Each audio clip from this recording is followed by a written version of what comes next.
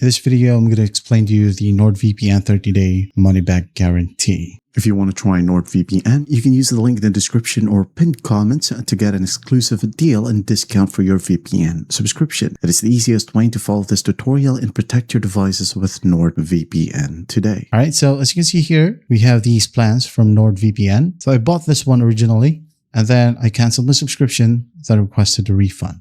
So to go ahead and request a refund, you will have to contact NordVPN support for that. You will receive this exact email. All right, as you can see here, it was refunded by Moonflash. Moonflash is one of the NordVPN's payment processing accounts. Just make sure that you cancel your subscription or cancel your auto renewal within 29 days. So for example, you got the 30-day money-back guarantee, right? So make sure that you cancel on the 29th. Just to be safe, cancel it or cancel the auto renew, and then contact NordVPN support to process your refund. And once that's done, the money will get back to the card or even PayPal that you originally used to sign up for NordVPN.